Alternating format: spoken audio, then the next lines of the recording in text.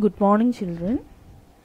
Today we are going to discuss about the fourth chapter in macroeconomics titled Determination of Income. That is, how we can determine the income of our economy.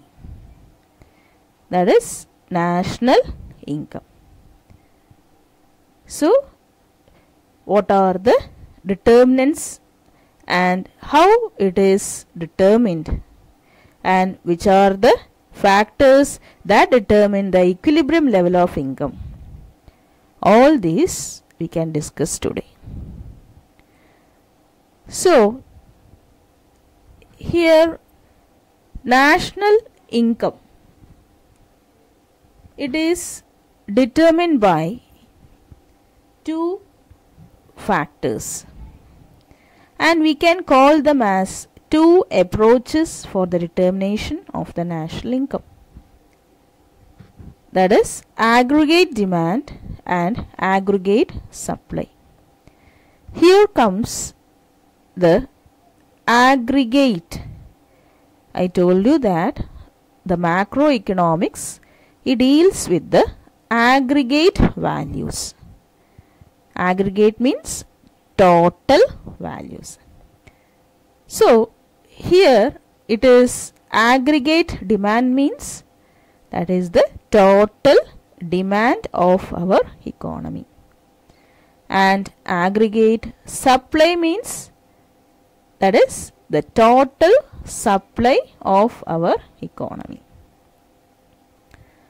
And the people spend money for purchasing the commodities. So, they demand commodities either for the consumption purposes or for the investment purposes. So, we can call aggregate demand means the total demand comprises of consumption expenditure and investment expenditure. And the aggregate supply means it is the total output of our economy. So, the aggregate demand in equation, we can write it as aggregate demand equals consumption demand plus investment demand, and aggregate supply equals total income. S equals Y. Next we will discuss about how the equilibrium level of income is attained. That is, the equilibrium level of income is attained when aggregate demand equals aggregate supply in an economy. And the equilibrium can be attained at three conditions.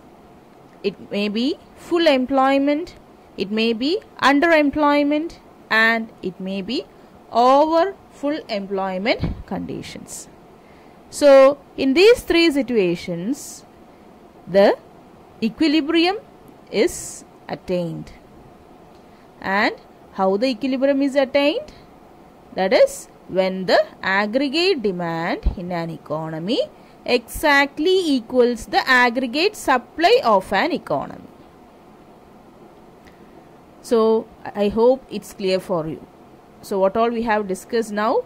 What about the aggregate demand? What about the aggregate supply? And